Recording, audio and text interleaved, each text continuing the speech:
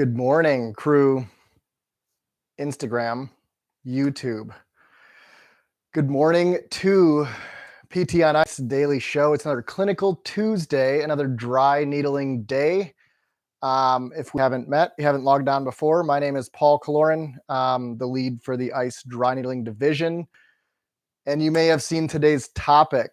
We're diving into, I'm giving you three pretty hard-hitting research-based reasons why e-stim wins, or e-stim is better for dry needling.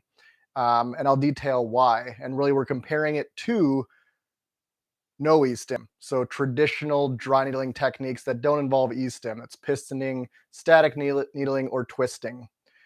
Before I get there, I will fully admit the timing and the topic are intentional. You may have seen our teaser last week.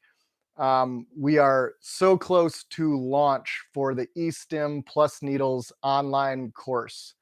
Content is all there. We're ready to hit launch. Honestly, we're updating a few things on the website, some cool stuff, full website for ICE, improving time and speed and all that. It's really been an impressive makeover. So the install for this course just taking 1 week longer, but anytime, meaning this week or next, very soon we'll be launching the e-stim plus needles online course. It's 5 CEUs, online, self-paced. The price will be $199. And really this course is for people that are kind of just wanting to get started with e-stim, or maybe even skeptical or curious about how to use e-stim. Maybe you have all the needle training, and most likely if it was even more than a year ago, that training probably didn't involve much e-stim, or at least rationale for e-stim. So the entire purpose for this course, 5 CEUs, there's 7 core lectures, there's 12 or 13 clinical videos. The entire purpose is to give you a brief introduction, a little bit on safety, but really to dive into the therapeutic mechanisms, the actual clinical applications, how we use e-stim with dry needling in the clinic, and all of it is research-based. And really that's the topic I'm going to unpack today. It's pretty easy to defend the use of e-stim. This whole course explains why, but today's topic is going to give you 3 pretty convincing reasons why e-stim does truly win when it comes to using dry needling in the clinic. So to answer a few of the questions that have already popped up about the online e-stim course, first of all, if you've taken an on-site course with us, with ICE, upper or lower dry needling, you get all of that and more, meaning the online course is really meant to be introductory for e-stim use. So if you've taken the on-site course, there's probably not much new that you'll get in the online course. And really to flip it and say it the other way, we really think that the online course is a great introduction. It gives you the research and the basic use. It's a great starting point for e-stim and dry needling. If you really see the value, or you're looking to become the clinical expert, we still fully believe that the on-site courses is where you get it done. We have more days to lab it out. We dive deeper into specific upper and lower quarter conditions using e-stim. So really those are some of the questions that already came in. We're super excited to I guess, have the option of an online e-stim course in our on-site program. On-site courses which heavily use e-stim. And last piece on the on-site courses, there will be an advanced dry needling course coming in 2024. But enough with the spam. The e-stim plus needles course is coming soon. We will yell it from our mountaintop, all of the platforms. You'll know when it's here, but very soon, this week or next. The topic for today, and I'm going to time myself. I'm intentionally going to be a little more concise. I got a little heat from Jeff and others. Last episode was almost 30 minutes. So PT on Ice, we're meant to be a little shorter, a little more digestible. So the goal today is to do just that. I'm going to give you 3 pretty hard-hitting, research-based reasons why e-stim use with needling is better, or why e-stim wins with dry needling. And before I get to the specific research-based reasons, this is a very easy stance to defend. Honestly, even five years ago, I'll just say that um, e-stim use became more and more popular because patients liked it. And that seemed very empirical, anecdotal, and didn't seem to have the research basis. Here we are 5 years later. It's an easy stance to defend e-stim use because the research is now here. Before I dive into the three specific reasons, there have been two systematic reviews in the past year. So we have a 2021 and a 2022 systematic review comparing indwelling e-stim or e-stim and dry needling to other techniques. The first one in 2021 compared it to control groups.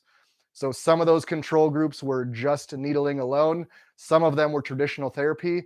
But spoiler alert, that systematic review confirmed the value of indwelling e-stim being better than needling alone or traditional therapies or control.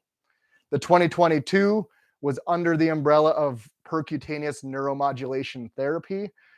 But again, that's indwelling needle-borne e-stim outperforming other needling techniques and other therapeutic strategies. So we are now at the highest level of research saying systematic review, e-stim works. And e-stim probably works better than just needle alone or just traditional therapies alone. To dive right in, I'm saying there's three specific reasons. And really just today, I'm keeping it at three. I'll give you the and more ... at the end. But number one for today, why e-stim wins with dry needling is fluid dynamics, hemodynamics, moving fluids in our body. When we first kind of introduced this use clinically, it was really just in the realm of athlete recovery, venous return, lymphatic utility, post submax or max exercise recovery. If we could expedite or improve lymphatics and venous return, that would equate to faster athlete recovery. It is still being used there most, but now it's expanding. They are using it for acute injury edema evacuation.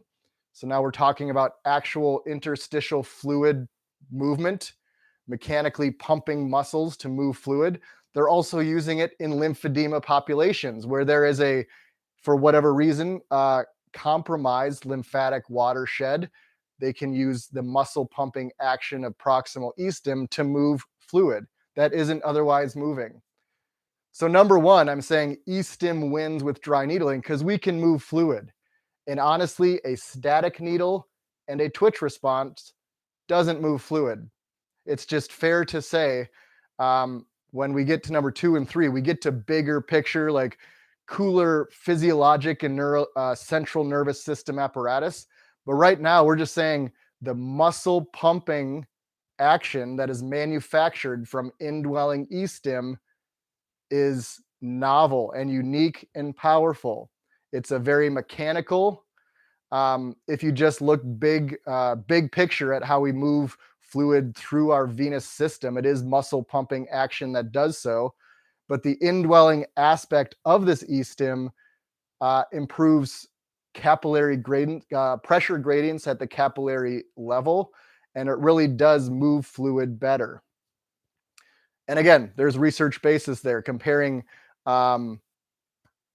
needles and e-stim to needles alone and needles and e-stim to superficial e-stim, muscle pumping, transcutaneous e-stim. So number one is you can move fluid dynamics. You can move fluid better using e-stim versus no e-stim. And honestly, I will admit, we have some really cool research that says if we elicit a twitch response, we improve local biochemical accumulations. And honestly, muscle excursion probably does occur better on the sarcomere and muscle fiber level. So ultimately, if we get tissue to glide better, we decrease some accumulation, maybe we have a local impact on blood flow, maybe that is good for fluid exchange, capillary exchange, and if we reinforce with other strategies moving fluid. But again, a twitch response by itself doesn't move fluid. We can do that with e-stim. Number two is an easy one. You've heard me talk about it before. We have direct clinically comparative research that says needles alone getting our twitch responses versus needles and using some e-stim, the e-stim will make our patients less sore. Um, and it's true. I mean, this is really the empirical, anecdotal fact that we knew really quickly when we started using e-stim and dry needling. Patients were less sore. Um, so whether, and I'm not going to dive too deep into other needling methodologies, but I think it's obvious to say if you are pistoning to any degree, or if you are assertively pistoning and really the trigger point or the twitch response rationale is your singular narrative, your singular basis for dry needling, that might lead to a more tissue disruptive, a more uh, producing a microinflammation. It is a more aggressive, mechanically, it's a higher dose of dry needling that can leave our patients more sore. Whether you want to continue to do that and then add e-stim, again, research says that your patients will be less sore, or I really think this speaks to a larger paradigm shift, and that is, I think we need to stop overdosing dry needling mechanically, number of pistons, number of needles, numbers of twitch responses. And I think if we start using e-stim, that naturally brings that pendulum back to the middle. But again, right now I'm just giving you research that says whether you get twitch responses and then use e-stim, or whether you just use e-stim versus pistoning, e-stim will always be less sore in that acute post-needling session period, 0 to 24 hours after. We have neck pain needling upper trap, and we have low back pain needling paraspinals, QL, and glutes.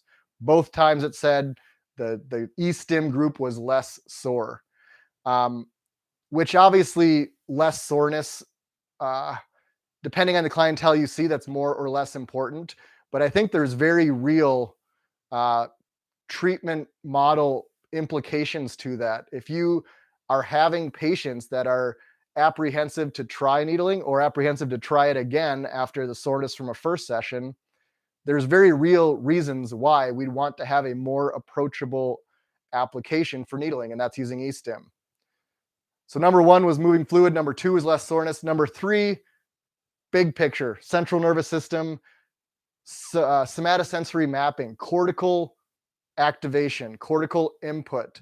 I say specifically somatosensory mapping, first of all, because this is research based. We have research that says a needle placed in tibialis anterior versus a needle in tibialis anterior with high and low frequency e-stim, any type of e-stim had better activation, more profound, greater activation at the somatosensory cortex than a needle alone. And from there, you can fill in your own blanks. I mean, whether you do see chronic pain populations and you know the maladaptive changes, the somatosensory reorganization that occurs in response to pain, that's really the extension of pain beyond tissue distress or tissue healing, tissue trauma. But really what we're learning is that it's not just chronic pain populations where somatosensory mapping is important. It's healthy athletes who just had that acute ankle sprain, hamstring injury. It's those first time low back pain patients. How quickly that somatosensory, that homunculus starts to functionally and structurally reorganize itself. Maladaptive changes, which means clinically, any tool that can have a very profound and precise activation of that injured structure or of that region of the somatosensory cortex is highly valuable. That's how we start to remap, is accurate, consistent, and profound novel inputs to that somatosensory cortex. And from there, it's fill in the blanks with everything else. It's lifestyle modification, it's reinforcing movement patterns, decreasing all of the descending inhibition. We do have research that says needling and e-stim does the descending inhibition better as well. We have increased PAG activity, para-aqueductal gray, and increased BDNF, serum levels of brain-derived neurotrophic factor. That's the miracle grow for our brain. Anytime we can stimulate or spike BDNF, we see proliferation and positive changes, nutrition to cortical structures. E-stim does that better. And if you've seen me talk on a course or anywhere in the last year, I probably pulled up a functional MRI study that showed primary, secondary somatosensory cortices, just a needle versus a needle and e-stim. It's more profound. It's a greater activation with e-stim. So those are the three big research-based reasons why e-stim gives us an advantage. E-stim wins when it comes to dry needling in the clinic. We can move fluid, we have less soreness, a more approachable dose of needling for our patients, and somatosensory mapping. What I'm not going to keep going, again, I'm trying to keep it short, just at 15 minutes and pretty close to wrapping up, so not too bad. Again, whether we're comparing needling and e-stim to needling alone or to traditional therapy, there's more research. Again, this is in the e-stim plus needles online course. We cover it in our on-site courses.